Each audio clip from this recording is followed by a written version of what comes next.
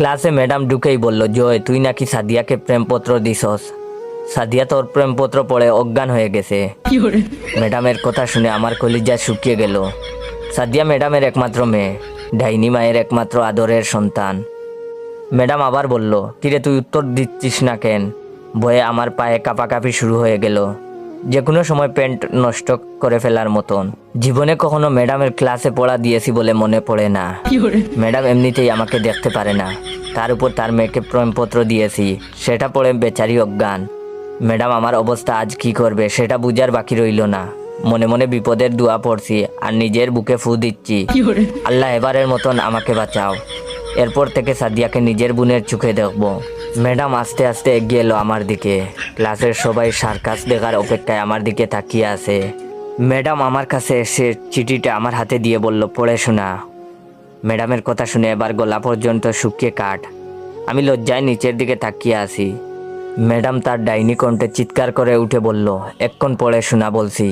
আমি চিঠি হাতে নিয়ে পড়া শুরু করলাম। কলিজার সাদিয়া, কেমন আছো তুমি? জানি তুমি ভালো নেই। তোমার ডাইনি মায়ের 45 মিনিটের ক্লাস আমাদের যে অবস্থা করে, আল্লাহ জানে সারাদিন তোমার ওপর ওই ডাইনিটা কতটা নির্যাতন চালায়। তুমি বললে আমি ওনার বিরুদ্ধে মামলা করব। প্রথম দিন তোমাকে দেখেই আমার বুক কেঁপে উঠছিল। সেই কাঁপুনিতে বাংলাদেশ ও মায়ানমারের কিছু অংশ কেঁপে ওঠে, অথচ মানুষজন বলে সেটা নাকি ভূমিকম্পের কারণে।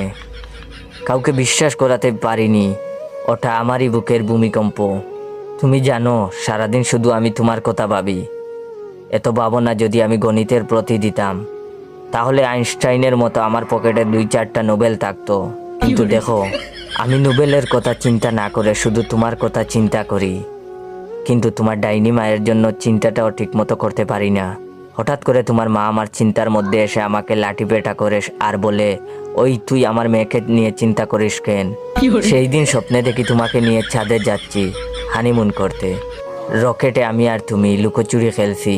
এর মধ্যে কোথা থেকে যেন তোমার মা এসে রকেটের ইঞ্জিন বন্ধ করে দিয়ে বলে, এবার খেলা হবে। বিশ্বাস করো সাদিয়া, তোমার কথা মনে হইলেই এই হৃদয়ের মধ্যে এনার্জি বাল্ব জ্বলে উঠে। তুমি আবার ভেবো না আমি 300 টাকার এনার্জি বাল্ব 100 টাকায় কিনেছি শুধুমাত্র কোম্পানি প্রচারের জন্য। আমি ফিলিপস বাল্বের কথা বলেছি, যা দিবে তোমাকে শতভাগ আলো ও দীর্ঘদিনের গ্যারান্টি। সাদিয়া বিশ্বাস করে এই মানে। হঠাৎ দপাস করে কিছু পড়ে যাওয়ার শব্দ পেলাম। সামনে তাকিয়ে দেখি ম্যাডাম অজ্ঞান হয়ে মাটিতে পড়ে গেছে। সবাই মিলে দৌড়াদৌড়ি করে ম্যাডামকে তুলে ডাক্তার ডাকতে গেলাম। ম্যাডামের জ্ঞান ফিরলে প্রিন্সিপাল ম্যাডাম আমাকে ডেকে পাঠালেন। উনি বললেন, তুমি নাকি ম্যাডামের মেয়ে সাদিয়াকে চিঠি দিয়েছো। কি ছিল সেই চিঠিতে? দেখি চিঠিটা আমাকে দাও। আমি বয়ে বয়ে প্রিন্সিপাল ম্যাডামকে বললাম, আগে এখানে ডাক্তারকে ডাক দেন। ভিডিওটা কেমন লাগলো অবশ্যই কমেন্ট করে জানাবেন। আর হ্যাঁ, ভিডিওটা ভালো লাগলে আপনার 15 জন বন্ধুকে শেয়ার করবেন আর কমেন্ট করে বলবেন ভিডিওটা শেয়ার করেছেন কিনা। ধন্যবাদ।